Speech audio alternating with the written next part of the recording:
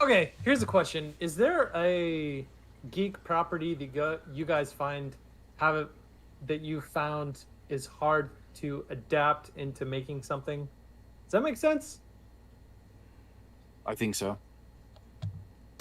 Because, Like a geek property is like hard to pull something out to make or well, create yeah. something.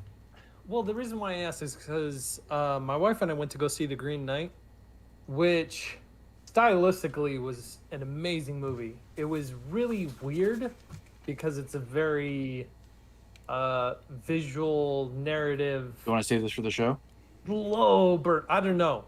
This is just like my precursor, like Okay. slow burn, very very slow burn. Like if you ever watched Macbeth, the one with The Roman uh Polanski one. the Magneto, what's his name, Michael Fassbender. If you saw that Macbeth, Ian McKellen. no, not Ian McKellen. But anyways, very very slow burn. Like very little dialogue in this movie. It's all visual driven. But that being said, it's I realize that it's like Arthurian legend is very hard to adapt to big screen. Whereas like comic books and stuff like that, it's easy to like adapt. But my wife and I were talking about this, and it's like there's not a lot of good adaptations of anything King Arthur. I don't know why, but like it's really hard to make a good adaptation of that particular story. Whereas if you were like, there's tons of adaptations of different stories, and like now we're in like Norse and Egyptian like mythologies and all that kind of stuff that there's good adaptations from them, but Arthurian legend is hard to adapt. It seems. I think Sword in the Stone is pretty good. That's what I was Yeah, no, no, thinking. no. Sword in the Storm was really good. We also watched the Guy Ritchie one, King Arthur: The Legend of the Sword. Have you guys seen that one? No. It was all right. I mean, but that's kind of like the thing about most Arthurian movies or whatever. It's like they're all right. They're not Well, great. there's also no They're all right. real. There's no real text in some ways. I mean, you have Once and Future King by T.H. White that usually is probably the one that people go to the most. But Arthurian legend is just it's legend. There's not like a solid book to that you're adapting. It's folk tales and stories that have been told over centuries. Mm, true. And Arthurian legend isn't even English. But It's adapted from French. Norse mythology like follows the same like it was I don't know. Anyways, and so that got me thinking of like adapting, like we adapt stuff from movies and whatever games all the time, but is there like a property that you found is just it's hard to like pull, like you were talking about, Sean, like pull something out of? Mm-hmm. It's an idea.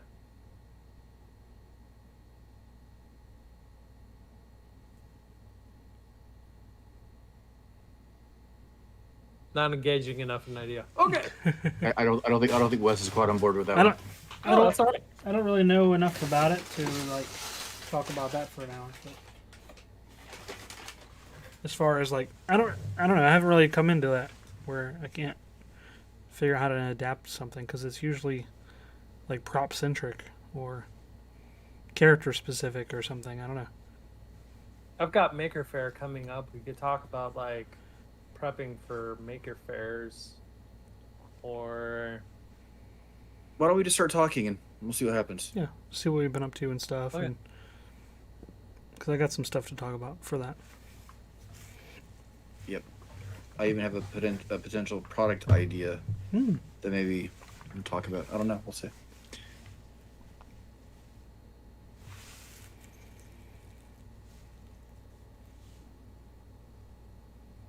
I assume that we're already live. Oh Yeah, yeah, we've live. been live for a while. All right. All right. All right. What's up, internet? You're listening to the Making Geeks podcast, a podcast for makers, families, and geeks. What's up? Good evening, gentlemen. How's it going? Hey. How are you doing on this sweltering mid-August evening? It is sweltering, yes. To quote Wes from earlier, it is hot as balls, which should be printed on every thermometer from now on. Yep. How hot was it in North Carolina today? It's like 97. You're like, that's quaint. I know. I was like, without the heat index today, I think it was 106. So That's ridiculous. I don't think of yeah, Oklahoma as being like that. Is that typical? yeah. Well, it's getting more and more typical. Huh. Oklahoma's not known for being like swelteringly hot. Yeah. It's not. I mean, at least I never knew it for being like a swelteringly hot. But oh man, like ever since about 5 years ago, I think is when we started getting. Because 5 years ago we had 100 days of 100 plus degree temperatures, and ever since then, like summers are severe. just Yeah. that's brutal. I never would have mentally classified that region as being like that. I always just think of like Arizona or something, or New Mexico, not knowing, just kind of generally, I think of that as more desert, temperate kind of, or desert Yeah. zone or something, desert climate. It's the heat index that'll kill you. Yeah. It's not the heat, it's the heat index. Without trying to get political or too like topical, in California, and I don't know if you've noticed other trends or related trends where you are, but it seems like all the weather has shifted a full month or month and a half from where it used to be. So it would start getting hot earlier in June when I remember when I was growing up, and now it doesn't start getting hot until late June. June? That's the one. Please, my God. please include that as a stinger. Oh my gosh. Oh, I think I will now. My birthday is in July. Late June, early July, but then it stays hot all the way through September and doesn't start cooling off till mid-October now in California. So there's been like this weird shift. Climate change, whatever you want to call it, it's weird how everything is kind of shifted and staying warm. Yeah. What you guys been up to? Anything special, guys? So yeah, we've been. Go ahead, Donovan. We'll finish up with that. Good. I was gonna say, so yeah, we're all melting. I could probably handle melting a little bit, maybe some melting away, like in this area, but yeah, it's warm. Although I did spend all day in an air conditioned classroom, which was nice until I have to step outside and ruin a nice shirt. But yeah. On days like this, it is interesting to think. It's like, what in the world was life like before air conditioning? Because oh my gosh, everything must have smelled so bad all the time. It's funny. It's funny where smell. How did You we went to smell. procreate? Ugh. I don't think that's so It's much funny. of an I issue. go one day without showering, or a day that it's really hot and I'm sweating. My wife won't come near me. So I'm like, how in the world did we survive as a species when it was hot with no air conditioning? I don't understand. Lack of choice. I don't know. So anything new going on this week? What have you guys been up to? I have been reacquainting myself with my CNC machine. It seems like that comes in waves. Like I'll study up on it for a certain project or certain like order or something, and it feels like I have to relearn it all over again just for that one project. I'm like, oh, this is fun, da da da da. And then something always happens, or I have to set it aside, and I don't touch it for like another year or more. And then the next time I have to pick it up, I'm like, oh, a CNC, what's this? And it's like the exact same. Like I should take notes from during these sessions because it's a struggle for me. But I've reacquainted myself with the CNC. I'm making cribbage boards for a neighbor who's really big into that, and it's also using my add-on laser module, the diode laser attachment on the Franken X carve that I have. Which typically I don't recommend that. I do everything on the K40, but for one thing, the size of the piece won't fit in the K40, And then also the diode lasers, in my experience, typically leave if you're going for like actual like black lettering or black graphics. It's so much better than the It's K40. better. The K40 just like vaporizes stuff away, and it's almost like you're carving the the engraving out of the material. It's just like Yeah. gone. There's no soot or anything. But this one is There's just one. like There's one way around it. I could talk to you about later if you want to. But defocusing. no, No. using a special white paint that Oh. will react with it for those darks. But, yeah. Okay.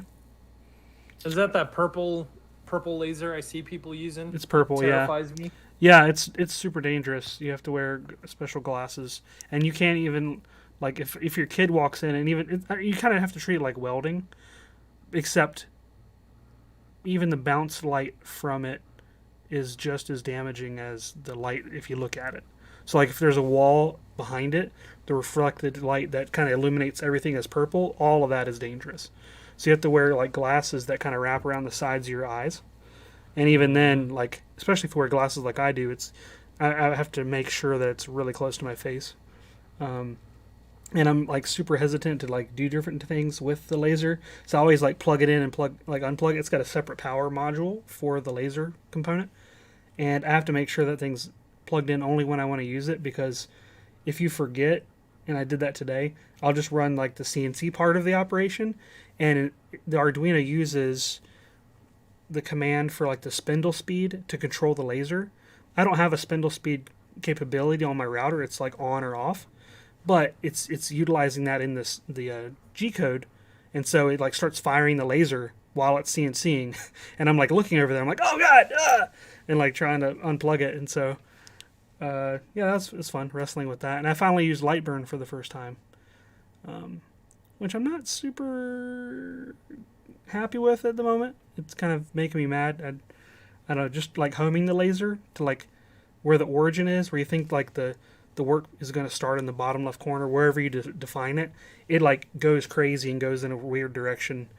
And the instructions online are like, oh, turn off or like close out the program and reopen it, and it zeroes out the numbers for you. I'm like, It's that's a stupid. horrible process. That's dumb. Yeah. I'm like, no. So maybe I just got to do some tutorials or something, but it seems like the most simple thing that I can do in any other laser or CNC software. Like we reset the zero coordinates for every axis, it completely doesn't care, and it just kind of goes off in a random direction. I don't know. I need to do some learning on that. But yeah, that's what I've been up to. Relearning stuff again and again and again. Yeah, be careful with those. Yeah, I I'll went shoot to my eye a, out. I know. I went to an eye appointment. It was last year. It's been a little while, but they were looking in the back of my eye, like taking the pictures like they do, and they're like, "You have this hole in the back of your eye."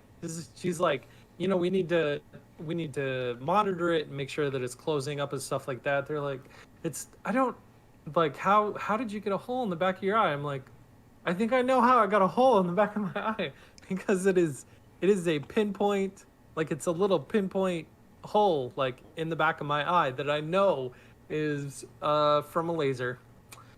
Were you focusing the laser with the actual eyeball? No.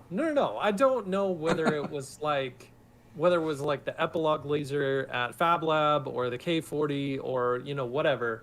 But I'm 99% sure that little hole in the back of my eye that's sealing up was from a laser. Did you view an eclipse recently?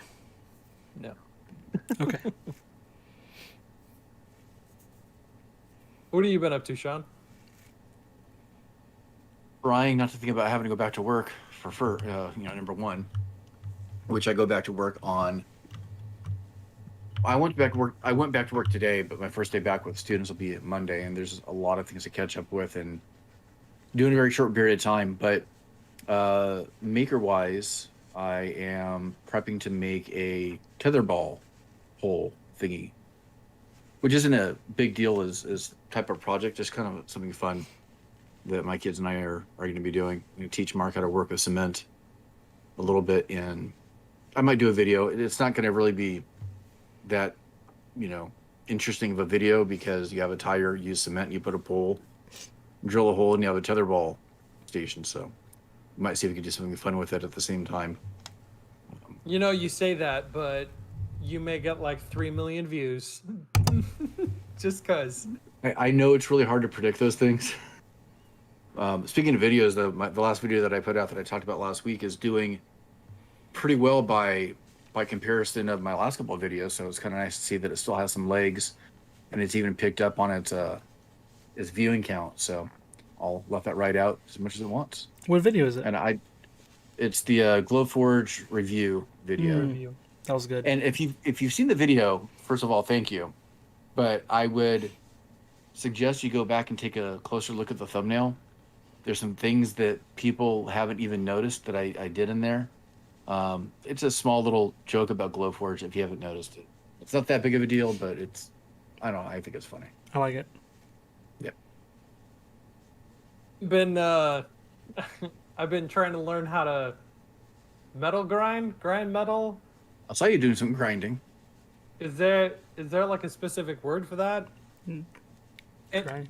Anyways, I'm turning an axe into the Leviathan from God of War, and I got a grinding disc for my Angle grinder thingy, power grinder. That's what they call it, for my power grinder. And so I've been working late in my shop trying to grind the shape of the Leviathan axe into this axe handle. Which is that what you're doing? Yes, or that's what I've been trying to do. I was wondering why you're grinding it that way. I've learned a lot from Brett on all the things that I'm doing wrong, which has been interesting. Because he's like, "Oh yeah, dude, you should have cut the head off the axe handle and just done it individually." Well, the problem with my axe is they drove two rods down the axe head and into the handle, and then like epoxied it in place and then sealed it up with the wood.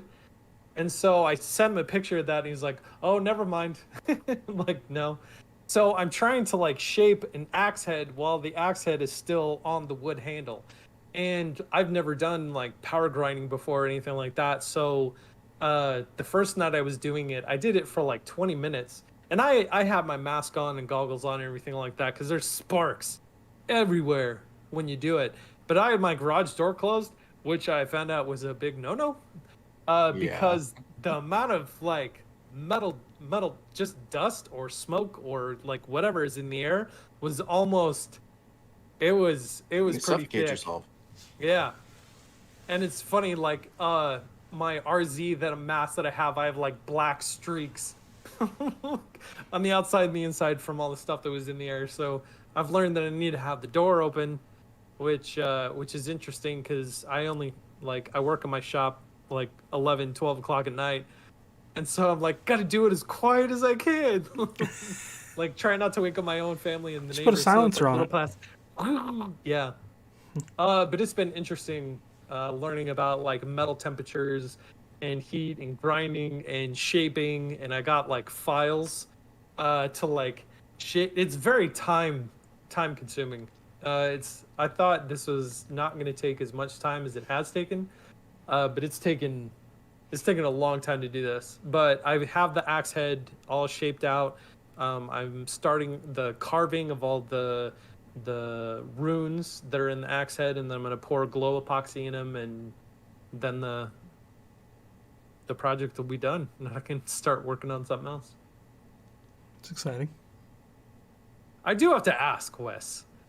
You didn't shave your beard, but you trimmed your beard. Was Yes. there a special occasion? Somebody kept asking me to. Fair enough. That means Okay. yes. And Special occasion. I resisted it as long as possible. I Not for any almost particular thought you reason. shaved it but- off. No, I don't know. Part of me is sort of rebellious from shaving in general, just after being told for like 4 years constantly to shave every day. Like, you had no choice but to. And so me having a beard is a constant rebellion. And then, I don't know, I just sort of get in a laziness, honestly. But When is the last time you've been clean shaven? probably 2 years Was it ago. a year? Maybe a 2 year. years ago? Yeah, something Was like it that. 2 years ago already? I don't Remember, know. you showed up on the show one night. And we're like, okay, whoa, what happened? Who lost a bet? You're one to talk. Well, I shave it every year though. It's kind of like Yeah. a refresher. Yeah.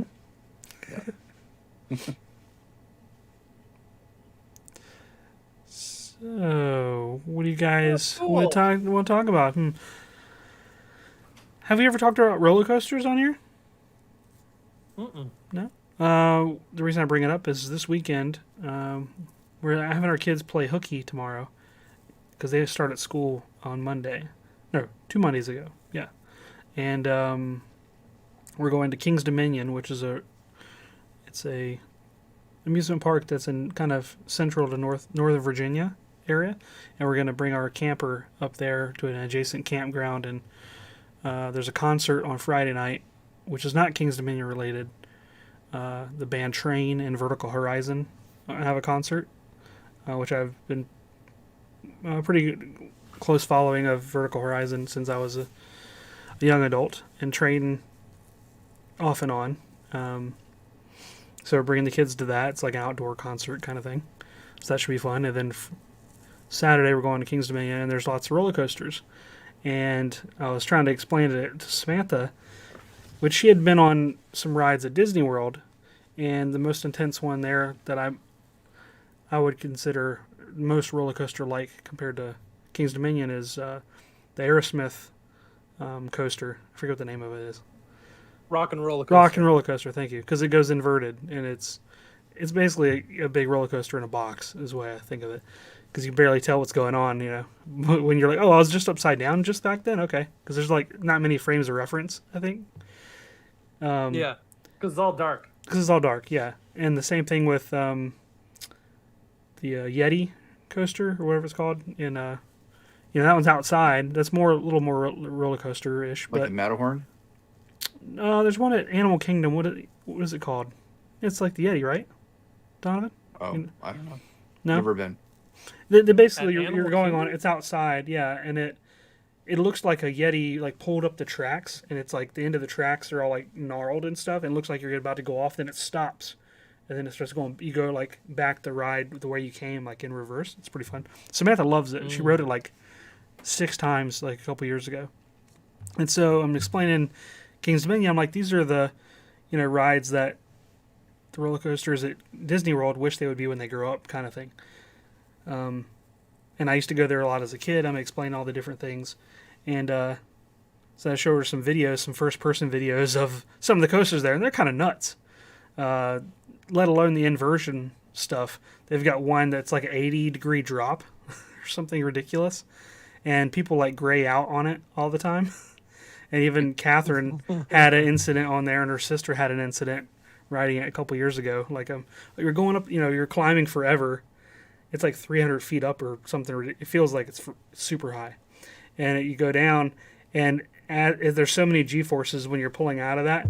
Like, Catherine just kind of, like, nodded forward, and kind of her head went, like, limp through, like, the first half of it. I'm like, hey, this is fun, right? And I look over, and she's just like, I'm like, oh.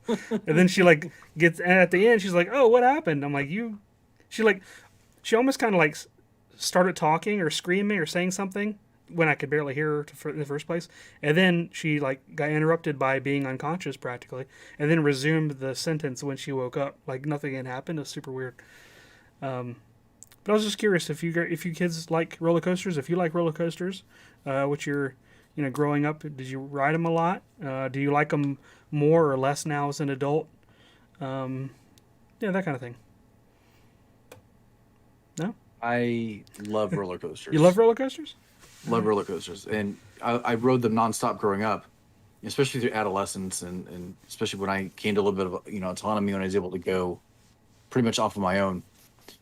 I think it was my senior year in high school. My friends and I all got season passes to Six Flags Magic Mountain here in Southern California, and they probably at least in our state, it's probably the most extreme roller coasters that we have around here, and I loved them all the way until I reached about, I don't know, 35, and something changed where I could not really ride them the same way anymore.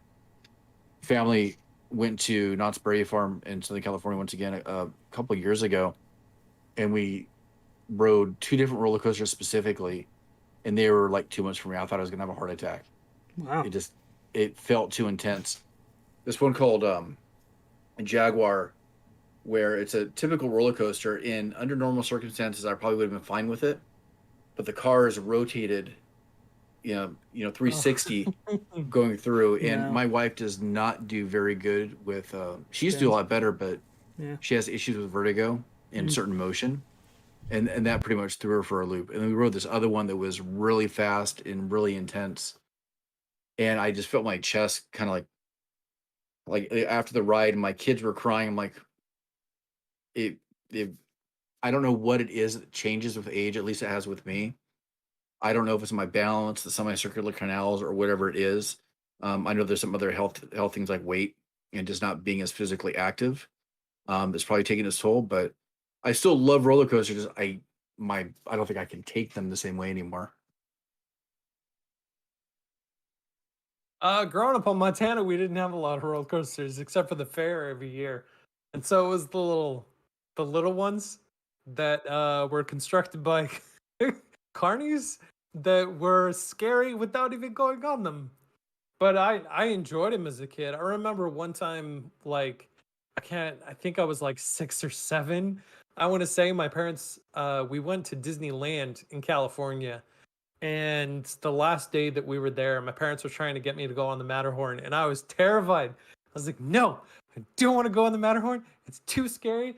I'm gonna hate it. It's gonna be stupid, or whatever you say as a 6 or 7 year old when you're too scared to do something. And they finally convinced me to go on it. And oh my gosh, I had the funnest time. And I was like, let's do it again. They're like, no, you took too long to go on it the first time. Like if you would have just gone on it when we first started, but I was dragging my feet. But I learned after that moment that roller coasters are awesome. And so when I went to go down to Florida to work for Disney, we went on them all the time.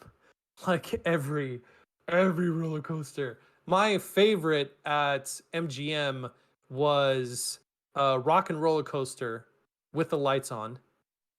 I don't know if because they always do test runs in the morning before the park opens and after the park closes.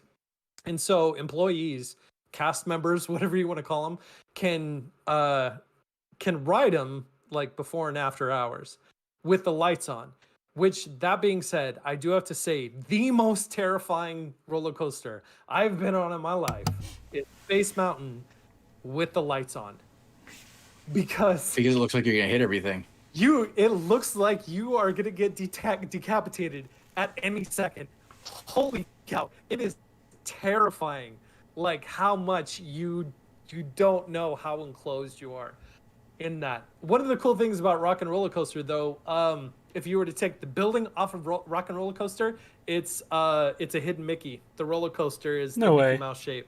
The inverse. Yep. So hidden Mickey at Disney in Walt Disney World. If you didn't know that one already, that one's pretty cool.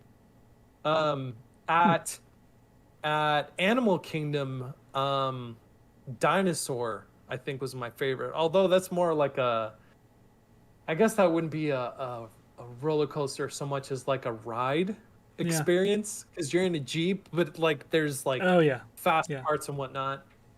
But that one was like terrifying, and I was an adult. Although I did realize like after going on all these like high tech Disney ones and the ones at Universal, like the Hulk and the Spider-Man ride and King Kong and all that other kind of stuff. The Dueling Dragons I think was my favorite at Universal. But going from that back to a wood roller coaster, like a wood framed, like the old timey roller coasters, because speaking of Six Flags, like we went to Six Flags and I went on like it was like the largest wooden roller coaster in something. I can't even remember the name of it. But after going on that roller coaster, my back hurts so bad. I was like, because when you're on the old roller coasters, it was so jarring because you up and down, like there was no shock absorption other than your body. And yeah, with age, Sean, you're talking about like with age, I can't do wood roller coasters. It is too jarring. But like other roller coasters, And I still have a few years on you. yeah. But I'm like, how I did think I wood is do this easier as a though. kid? Really? I do. I'm because it's not the jarring and the bumpiness that I have an issue with. It's some of the G forces of going around some of the corners, and you don't usually have that as much in a wooden roller coaster. Yeah, Um, that's true. at Magic Mountain, which I talked about before, some of my favorite coasters were some of the metal coasters because of how smooth they were. I especially like the suspended coasters where you have the track above you. Yep. Just the feeling is really cool. There's one called Ninja, and it feels like you're gonna constantly like you're going forward, you hit this pole, and then you all of a sudden swing out of the way, and then go like a different direction. Those are always really fun. It just kind of depends on the ride, and I think a lot of the roller coasters have gotten more intense because there's kind of like a one-upsmanship with, Yeah. oh yeah, this is more extreme than this one, and some of them just seem so ridiculous.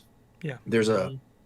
Superman. I don't even know if I could call it a roller coaster, but it's on a track This is the one I where was just they about to describe as something I want oh to yeah ride. Yes. they push you up at 100 miles an hour, and then push you and you go straight up, and then they push you down at 100 miles an hour. Hmm.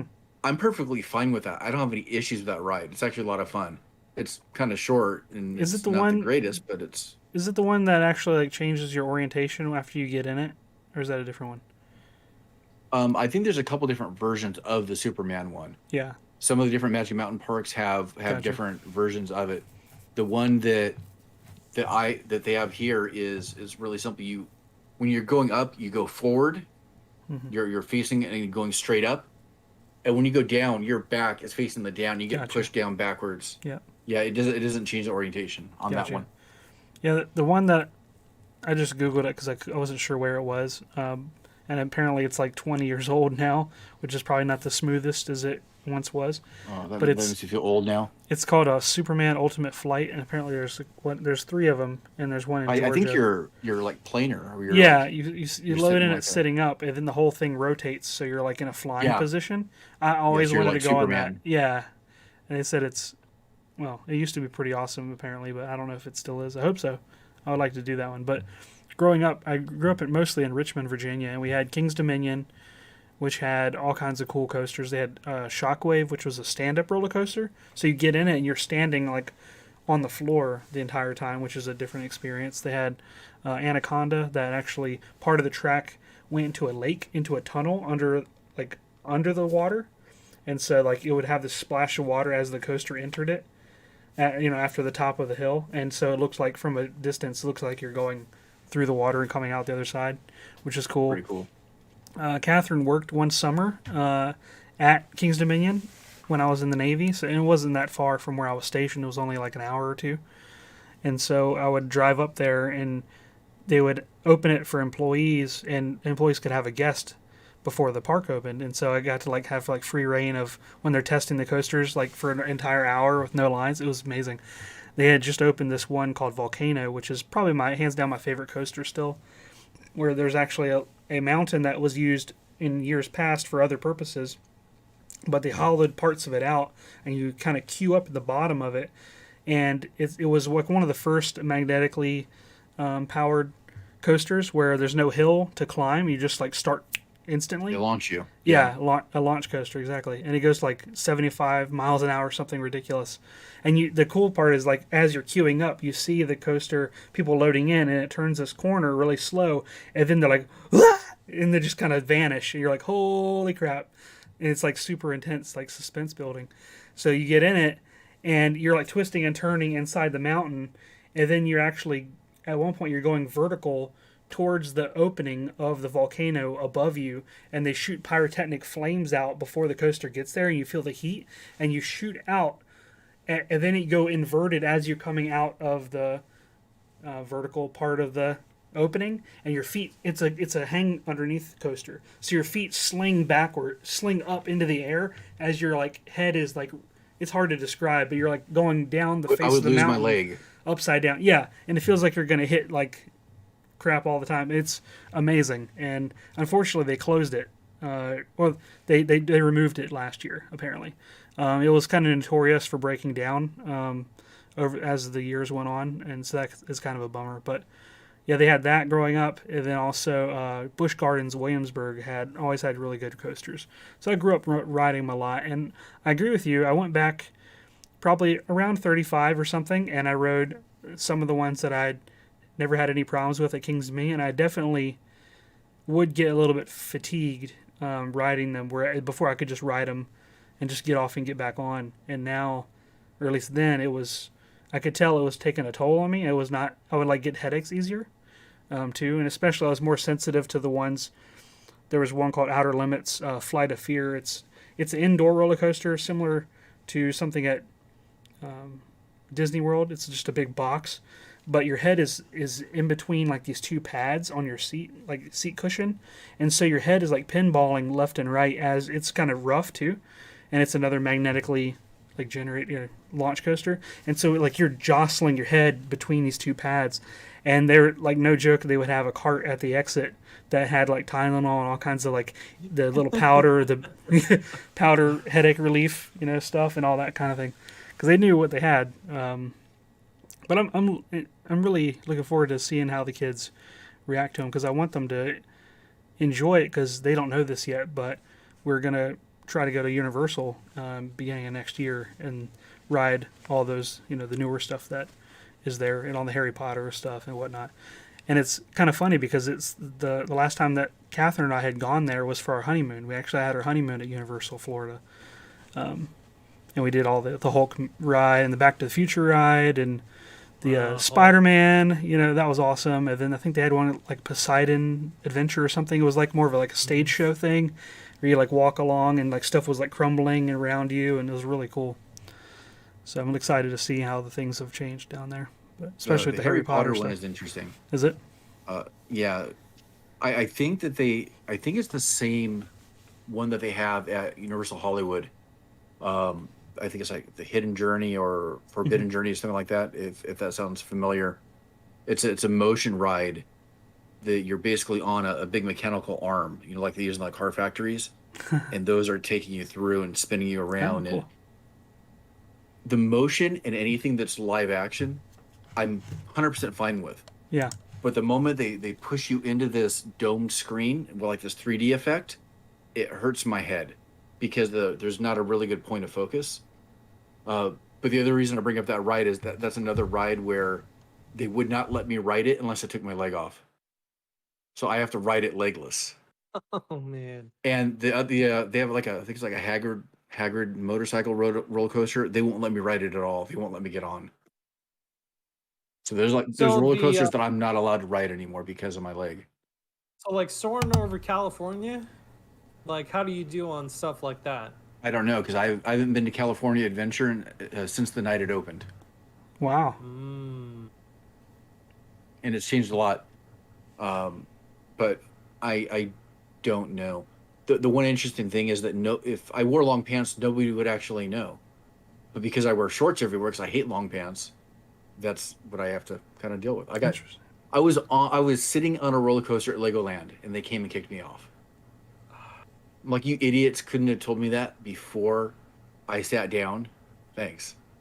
And even then, they said, "Oh yeah, it's for like emergency purposes. If you ever have to vacuum." Like, I can tell you right now that I could probably run circles around half the people on this roller coaster right now, but they don't care. It's their insurance policy thing. Yeah, I'm excited for my kids to be big enough to take them on stuff like that. They're kind of still too small at the moment. Maybe not Evelyn. As a father with two younger kids still, Mark isn't quite a teenager yet. I actually think there's a lot of value in having kids ride some of those more intense, just to deal with some of the emotions and even the fear at times, especially like my daughter, because she has issues with that. I'm like, no, we're going to ride anyways. And we try to, get her on to go. Yeah, it's not always successful, but I still believe in it. I am excited for them to ride like the rides, not so much the roller coaster, but the rides like what's the Star Wars one? Yeah, transport droid. Rise of Resistance. Star Tours. Star Tours. Yeah, that was fun. That was another one that my parents and I rode. Like we'd get off and we'd get back in line, do it again, do it again because it was so cool. Yeah. Because it was an experience. And one thing I do have to like, one thing I love about Disney is the fact that it's like they try to immerse you even before you get on the ride. That was like, because being an employee at Disney and then going to Universal, worlds apart in terms of like experience. kind of a shame. Universal had better rides. Like I admit it, their rides were better, but the experience of riding the rides, like Disney, Yeah. oh my gosh, because it immerses you in the world of what you're getting on even before you get on the ride, and I think that's so cool. Other people have tried to replicate that, but it's Yeah. I understand that it's expensive. hard Yeah. and expensive, yes. But Yeah, I'm so excited to take my kids to Walt Disney World. I've told my wife, I'm like, I apologize now because I'm probably I'm probably gonna turn into this like geek kid running around with my head cut off, like a chicken with my head cut off when I get there. I think she 'cause already knows Donovan. knowing and like experiencing it, I think they're gonna be two different things. I think she knows, but she doesn't understand like how bad I'm probably gonna get. Yeah, the Seven Dwarfs Mine Train at Disney Magic Kingdom is really good if you guys have never done it in Florida. Like they say, the theming is fantastic, and they mix in kind of the more of the elements that would be in a normal like slower ride that goes through the river kind of thing. With all the theming and all the animatronics, they have animatronic stuff in the ride that you're passing by, so you see like the miner, the doors mining, and you see all these other things that are like reacting to stuff, and it's really fun. And the one I'm most excited about at Disney is the Tron one, because I saw was it Shanghai yes. that has it, and they're putting it in Florida. Like whenever that opens, we all need to go down there. Yes. That would yes, be fun. please and thank you. I've still never been yeah. to Disney World, so Oh man, I know I hear these things. I'm like, Yeah. I still don't know the comparison. I know there's a lot of differences. yeah, Just I have not been able to experience it yet. that would be a crazy like combined trip. Can you imagine that? Like the three families synchronizing. Actually, something like that? I in a way I could for that. That would be amazing. I actually Yeah. could. Yeah. I'm getting giddy just thinking about it. Oh my gosh. There's no reason it couldn't work. All right, put that on the back burner. That'd be cool. Then we could tie Big it park. in. Yeah, we could tie it in with. I've got some buddies that work at Cape Canaveral, so we could go see a rocket launch too. Yep. But it looks fun. What else? We kind of geeked out on roller coasters for a while there. Yeah, but we might as well kind of stay within relevance for. Yeah. We already talked about theme parks and rides. What has been your best ride experience that you remember? We could talk about like a couple of different things, like as a kid, and then like comparison as an adult. I don't think I like theme parks as much as I used to. Now I'm not really sure why, but I The still like. people? Well, I don't like crowds in general, so that's why I haven't been to Disneyland in probably the last 2 years. I really want to go to the new Galaxy's Edge Yeah. at Disneyland here. But and aside from the pandemic of the last year and a half, I don't like people. I don't like Same. crowds of people, and it makes me not want to spend $200 a ticket or whatever it is now, because I don't know how much it costs to go be around 10,000 people that I don't want to be around. So this is very much grumpy old man speaking, and I can openly admit that. But I also know that it wasn't that way. So I kind of feel bad that my kids may not experience that. Although, because of my particular condition, we get to Yeah, get right. to the front of the line. I was gonna a lot bring easier. that up. Is like they've got the hookup, man. Don't deprive them of that.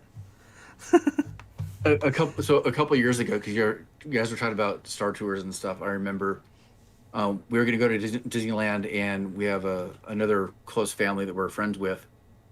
Had said, "Oh yeah, is Uncle Sean going to go? Because he could get us the front of the line real easily." And his family kind of got mad at him, like, "No, it's okay," but it's kind of what happened. So there was like 6 of us, in the party, and we all got on the rides a little bit faster than some other people. So I still don't like other people though. Yeah. What about water parks? And one of water parks. Yeah, because that's like a theme park, but a little different. You guys like those as kids? Have you been to one recently with your kids, or would you go, or what are your qualms about it? And, like I besides was like the 18 the last time I've been. baby Ruths in the pool kind of thing, you know. 18. Last time I went to a we- water park I was 18, so it's Gotcha. been a long time.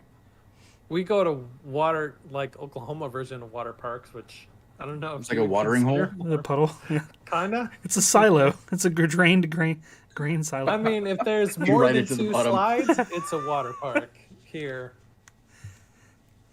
But I mean, we like to go with the kids because the kids love swimming and love the water. I hate getting sunburned, Yeah. and it's like as much sunscreen as I try to put on, I could put it on every half hour if I wanted to. I'll still walk away sunburned. So By annoying. looking at the screen, I'm going to assume that we all kind of have a similar problem there. Yeah, I actually get pretty probably. dark and don't burn as easily.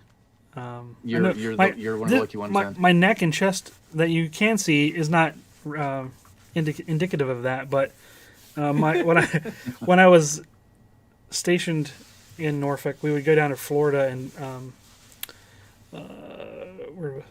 Key West. Yeah, we went to Key West a couple times, and then Puerto Rico, and so you're out on the flight line like for hours. So I would come back super dark complexion, so much so that I'll have to find some pictures. It's kind of crazy. I look like a completely different person, but yeah, I would say like generally now, the kids like doing the water park stuff, and we do it from time to time. But the activities that I like the most now as an adult are any sort of water features that have like squirting guns or something like that, like turrets and stuff that you can spray other people that pass by. I could stay there all day, like because I will usually like cover up some of the nozzles with my fingers to like amplify the strength of them. Because a lot of times they're all interconnected. So if you're like close one over here, this one's going to get stronger. And so I'll like, there's a Great Wolf Lodge near Charlotte, North Carolina that we go to. Pre-COVID, we would go like once a year or something. And they had this one where I would be able to launch the water probably further than they intended, because I can actually like hit people on the lounge chairs that are supposed to be like looking at their phones and stuff. And I don't do that a lot, but knowing that I can do it at any point is like so empowering. And they have like the little buckets you can fill up and then wait for like a person to pass by, you like dump it on them. You're like a couple stories up too, so it's not like, it's Like pretty personal. surprising. Yeah. So I love doing that sort of stuff now. I can spend all day there. I can picture Wes bringing like an Arduino and sort of automate Oh man, some of those. so much fun. I was teaching Grant how to like manipulate it to get better effects and stuff. Super fun. Or I'll be the recipient I like water and parks. act like I'm a person that isn't paying attention and give let the kids like douse me with water and stuff. Act like it's like knocking me down or something. They don't. Kids that aren't mine, that don't know any better, so they just think it's like some older guy that they're messing with. So it's pretty funny. But good. My kids and I found a picture on Instagram the other day. It was you may have seen it. It's super popular, but it's a group of kids using a water cannon on a boat, and they're shooting. They like shot one of the parents in the face, and then I can't even talk about it without laughing. But the parent is like flying off the boat, and the more you look at the picture, the harder you laugh, because it is so funny. I don't know why. I'm like, they probably lost their face because the water pressure off of those cannons would like take your skin off. I was like, this is the perfect picture for parenting. Let it be known that Donovan laughs at violence. Yeah. Speaking of which, you would love the Suicide Squad. Really. Yeah. Yeah, talk about shooting your face off. Yeah. It's funny because my kids started to get worried about me because I was laughing so hard. And I was like, when was the last time I laughed that hard? I think it was the last time we did a game that I did a question about March of the Penguins in 1-star review, and one of the people was like, which penguin is Morgan Freeman? I could not keep it together while trying to ask you guys that question. It was so funny. Ugh. Need to laugh like that more often. Right? Yeah. Not geeking out about it, but if you haven't seen it, go look up this picture of this group of little kids using a water cannon on a boat. It's the first thing I'm going to do when I get off here. Shoot. That sounds awesome. It's so great. It's so good. So what do you guys are geeking out about? Is it too early to do that? Should we transition to that? It's a good transition, man. Yeah, actually, it is about time.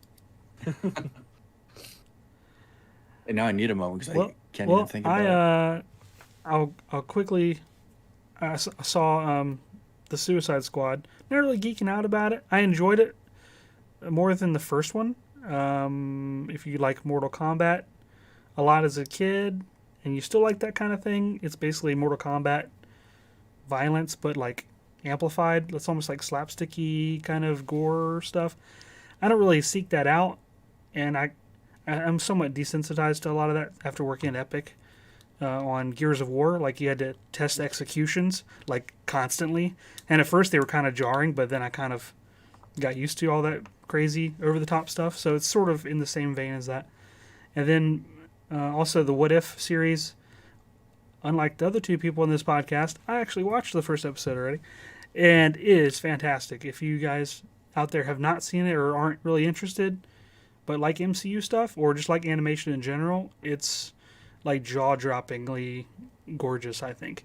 And I think DC better watch out, because typically in the past they would have a better animated like franchise, like animated division of DC versus Marvel's. I don't know, if they keep doing it like this, it's going to be something else. Like, the action is like so on point, and like the coloring and like the lighting and the music is fantastic, and they use the same sound effects, and it sounds just like a regular MCU movie as far as like the sound design and everything. And I would say 95% of all the actors reprise their voice roles, even like obscure ones that you're like, oh, I forgot about the actor. Oh, they went and dug the person up that you haven't heard from in like 10 years. And you're like, oh yeah, that's right, that other celebrity, I forgot he was in this or whatever. It's great. So I highly recommend it. The other thing I want to geek out about, I have to mention, is that I might be founding a makerspace sooner than I thought. Yeah. Apparently there are some other people. There's two people that approached me. One guy was part of my maker group that's local that I've run last couple years. I've known him for a few years, and this other guy that he introduced me to helped run a makerspace in Northern Virginia and start one. And he's the business side of that equation. Like, he knows about like running around shaking trees for money, and that's like what he likes to do. I'm like, that sounds amazing. And so we're like doing all the documentation and like the planning of like what features it would have, like what we would charge, and that sort of thing. And that might be a step ahead of where we need to be, because we need first to find a location. But in like 2 weeks, I'm supposed to be us three are going to talk to a mayor that's local to one of the towns, that we're going to like, hey, this is why makerspace is important and awesome. So yeah, and we've been keeping it kind of hush-hush, so that's why Nicole from When Geeks Craft is like, what, you are? In the comments, yeah. So I don't know what the timetable is, but it's going to be sooner than I thought, at least to start it. I don't know about paid positions. That might take a little bit longer, but that's my goal, is to get paid positions. I know. I love how you you specify that. Yes. My ultimate goal, as I explained to them, is like, after it gets established and prove that it can make money, I would love more than anything to invite people that I know from out the community that I know would be awesome in different roles, and be able to offer them a job. Like, that would be cool. Like, that would be awesome if I know someone's a perfect fit. Like, what a better position to be in than that? I don't know. So are you going to do a for-profit makerspace or a not-for-profit makerspace? We're looking at non-profit. Yep. Okay. But you can still I looked it up. You can still have staff positions, and even the founders, they have to, like, if you're a founder for one, or you're on the board of directors or whatever, you have to kind of relinquish that part of it, because they're typically not paid to keep it, not profit, like kind of that the style and the interest and everything. So you kind of transition to a staff role, and then you have to kind of be voted on and whatever the bylaws say. But yeah, there is opportunity for that. It's just you have to kind of prove that you're not going to dissolve within the next year or something. So hopefully it's sooner than later. That's my that's my goal. And so we're trying to figure out like what the optimum cost of something like that would be like per month. Because I know personally there have been maker spaces around me, but I've never ponied up the money for it because I have half. It seems like I have most everything around me in my shop here at home, right? And so it was a hard sell for me to pay $50 to $70 a month to go to use the stuff. As awesome as the community might be, I can even supplement what I own with other people that I know in the area that have stuff that I don't have. And so I'm trying to think of how to structure it so that it's still just as appealing to people like me versus people that are willing to spend that kind of money. So yeah, we'll see. Fingers crossed. If you want somebody to talk to, I'm good friends with the people that run the makerspace here, and it's a not-for-profit. And I've talked to them before about opening up a makerspace in this side of town. And one of the things that Dan, who is the head of the makerspace in Tulsa, he's like, don't do not-for-profit. He's like, you're going to spend all of your time just trying to find money. Yeah. He's like, it's not what you think. It's like, okay. So if you want somebody to talk to about it, I can get you in contact with him, and he would be a good resource for what it takes to set up a not-for-profit makerspace. Well, just note that you guys are talking about two different things too, Donovan. Right. You're talking about not-for-profit or non-profit. Sorry. No, but there's a difference. Not-for-profit is actually something different, and then non-profit is its own thing, and then just 501c or whatever it's called. But there's a difference in those designations. I can't tell you what they are. Just I know that there are differences. Yeah. It'll be worth it to look in what those differences are. Man, that's exciting. Yeah. Speaking of maker spaces, our maker space here is having Maker Fair in 2 weeks. Oh my gosh, 2 weeks. And I'm gonna be a presenter there and have a booth, and so I am trying to get all of my stuff together for Maker Fair in 2 weeks, which I just realized is 2 weeks away, and now I'm panicking. Because it's not the setting up at the booth. I have everything else done, but the pixel art kits that I've been talking about doing for, I guess, years now, I have finally designed out in a way to put the kits together. And so I want to have kits available at Maker Fair for this one. And then there's another Maker Fair that's in Kansas City that they call Tinkerfest. That's sponsored by the Kansas City Maker Alliance, or whatever their specific version is, and that is next month. And so I have two events back to back, assuming they don't get canceled, that I'm trying to prepare for. So I'm kind of geeking out about that. I'm about the prospect of doing Maker Fair again for one, being a presenter for another, and just I don't know, all the awesomeness that you can and do see and things like that. That's awesome. Yeah, I'm jealous. I'm geeking out about a product idea that I have that I'm looking at possibly pursuing.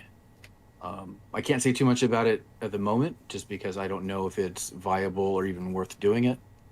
But it's probably one of the first ideas I've had in quite a while to do something and produce something, possibly as an actual thing to sell. And the one thing that I'll say is it has to do with board games. Ooh. Since cool. I've been buying and playing a lot of board games lately, and I think this is something that might be worthwhile to a lot of people, I'm hoping. So we'll see. So is this like the natural progression of being a maker? Because you start as a maker and you make things, and then you make YouTube videos, and then you make money, and then you have apparel, and then you have products. Are we in that stage of our maker life cycle? Is now we're coming up with our own products? It's a combination of what is it? Giving classes and doing courses, opening up your own shop or makerspace, and then designing and selling products. So yes. I'm also trying to figure out, on a more personal note, trying to figure out some next steps for career wise and stuff. And for the first time, I don't know exactly what I want to do or should do, but this is a possible option. So we'll see what That's happens. cool. Oh, cool. Yep.